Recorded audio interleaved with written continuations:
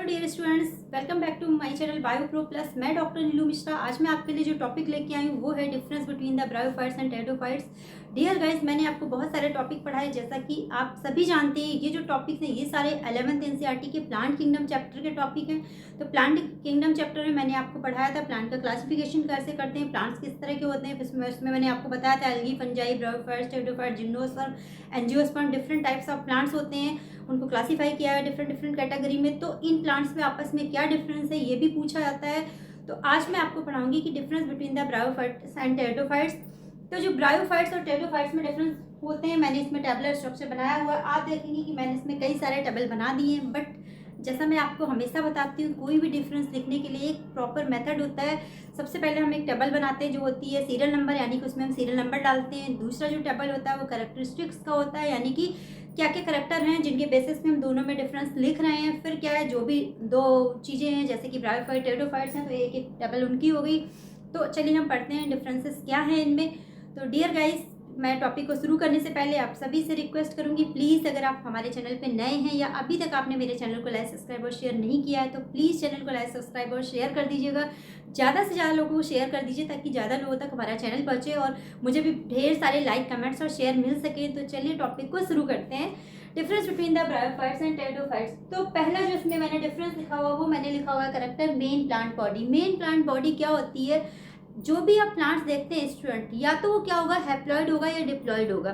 किसी भी चीज़ का प्लांट देखते हैं, सपोज आप घर पे आप तुलसी देख लीजिए, अब जो भी आप प्लांट देख रहे हैं वो हैप्लॉइड है कि डिप्लॉइड है, इस बेस पे मैंने ये करेक्टर लिखा हुआ है मेन प्लांट बॉडी। तो जो मेन प्लांट बॉडी होती है वो ब्रायोफाइटा की कैसी होती है, गैमेटोफिटिक होती है, और जो टेरिडोफाइटा है उनकी स्पोरोफिटिक होती है। इसका मतलब क्या है, जो ब्रायोफाइटा होती है उनका जो मेन प्लांट होता है वो हैप्लॉइड होता है, जबकि टेरिडोफाइटा का मेन प्लांट डिप्लॉइड होता है। जब भी आप कभी भी गैमेटोफाइट वर्ड सुनेंगे या पढ़ेंगे तो गैमेटोफाइट गैमेट से मिलकर बना, यानी गैमेट का मतलब होता है हैप्लॉइड, यानी गैमेटोफाइट मतलब हैप्लॉइड प्लांट है। स्पोरोफाइट का मतलब है डिप्लॉइड प्लांट है। First difference. सेकंड क्या है, जो प्लांट स्ट्रक्चर, अगर हम प्लांट स्ट्रक्चर की बात करें, ये मैंने आपको पहले भी पढ़ाया जब ब्रायोफाइटा पढ़ाया था। तो जो प्लांट स्ट्रक्चर होता है वो ब्रायोफाइटा का कैसा होता है, थैलॉइड होता है, थैलस शेप होता है। यानी इसका मतलब क्या होता है, जो ब्रायोफाइटा की प्लांट बॉडी होती है वो रूट, स्टेम, लीव्स में डिवाइड नहीं होती है। अगर आप प्लांट को देखेंगे तो आप नहीं बता पाएंगे उसमें ना प्रॉपर रूट होती है, ना लीफ होती है, ना स्टेम होता है। तो इसलिए उसको बोलते हैं थैलॉइड स्ट्रक्चर, यानी इसका जो प्लांट होता है वो थैलॉइड होता है, रूट, स्टेम, लीव्स नहीं होती है। जबकि जो टेरिडोफाइटा होते हैं उनकी जो प्लांट बॉडी होती है वो रूट, स्टेम एंड लीव में डिवाइड होती है। फिर थर्ड जो डिफरेंस है वो है प्रेजेंस, यानी कि ये कहाँ पे पाए जाते हैं। तो जो ब्रायोफाइटा होते हैं वो क्या होते हैं, मॉइस्ट और सैडी प्लेसेस पे पाए जाते हैं, यानी नमी वाले स्थानों में पाए जाते हैं। वैसे भी मैंने आपको जब पिछले टर्म पे पढ़ाया था, इसके नेक्स्ट पिछले टर्म पे पढ़ाया था कि ब्रायोफाइट्स जो होते हैं उनको एम्फीबियंस ऑफ प्लांट किंगडम क्यों कहते हैं। तो मैंने आपको बताया अभी तक कि जो ब्रायोफाइटा होते हैं उनको अपनी लाइफ साइकिल कंप्लीट करने के लिए, यानी फर्टिलाइजेशन के लिए वाटर की रिक्वायरमेंट होती है। इसीलिए जो ब्रायोफाइटा होते हैं वो मॉइस्ट सैडी प्लेसेस पे ही पाए जाते हैं, जबकि जो टेरिडोफाइटा होते हैं वो टेरेस्ट्रियल हैबिटेट में पाए जाते हैं।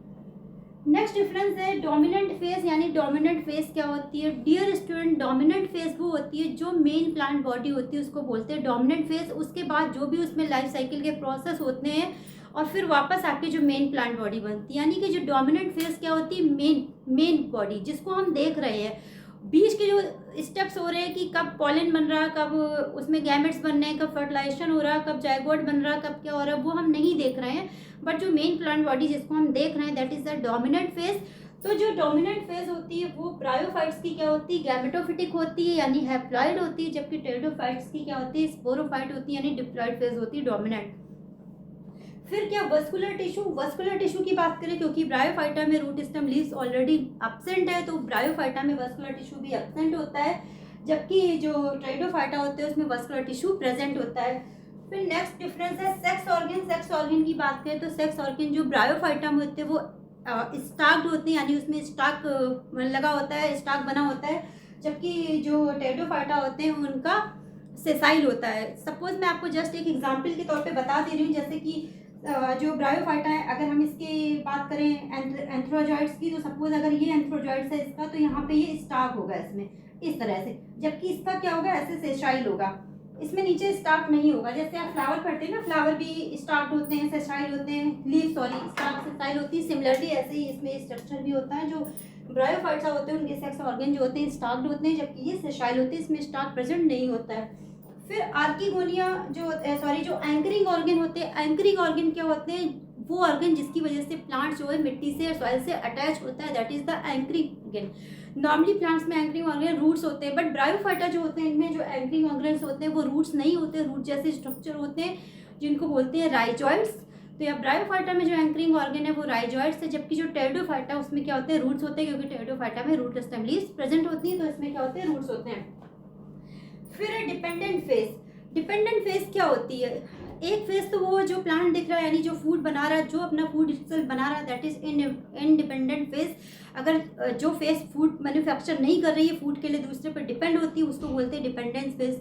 तो ब्रायोफाइटा में क्या होता है, मेन प्लांट बॉडी गैमेटोफाइट है, यानी मेन प्लांट तो अपना फूड बना ही रहा है, तो जो डिपेंडेंट फेज होगी वो क्या होगी, स्पोरोफाइट होगी। यानी स्पोरोफाइट क्या होता है, अपने फूड के लिए टोटली गैमेटोफाइट पे डिपेंड होता है। यानी ब्रायोफाइटा में जो भी स्पोरोफिटिक फेज होती है, जो भी स्पोर्स बनेंगे, गैमेट्स बनेंगे, वो टोटल फेज क्या होती है, गैमेटोफाइट पे डिपेंड होती है। जबकि जो टेरिडोफाइटा होते हैं, टेरिडोफाइटा की प्लांट बॉडी स्पोरोफिटिक है, बट वो उसमें रूट स्टेम लीव्स प्रेजेंट है, यानी वो अपना फूड बना रही है। तो जो टेरिडोफाइटा होता है, जो इसका स्पोरोफाइट होता है, वो क्या होता है, इंडिपेंडेंट होता है, वो डिपेंड नहीं होता है। नेक्स्ट करेक्टर है आर्किगोनिया। आर्किगोनिया भी एक इम्पॉर्टेंट फीचर से कई बार पूछा भी आता है। तो जो ब्रायोफाइटा होते हैं उनकी जो आर्किगोनिया होती है, उसकी जो नेक होती है वो लॉन्ग होती है, और उसमें 6 vertical rose of cells present होती है। ये करेक्टर आपको अलग से ऐसे ही याद करना है। जबकि जो टेरिडोफाइटा होते हैं उनकी जो आर्किगोनिया होती है, उसकी जो नेक होती है वो शॉर्ट होती है, और उसमें क्या होती है, 6 की जगह 4 vertical rose of cells present होती हैं। डियर स्टूडेंट्स, जब आप आर्किगोनिया एंथ्रिडिया का स्ट्रक्चर पढ़ेंगे ब्रायोफाइट्स और टेरिडोफाइट्स में, तो आपको वहाँ पे ये डिफरेंस दिखेगा। अब अगर हम एग्जाम्पल की बात करें तो ब्रायोफाइटा का जो एग्जाम्पल है वो क्या है, हॉर्न बर्ड्स है, लिवर बर्ड्स है, मोसेस हैं, एटसेट्रा।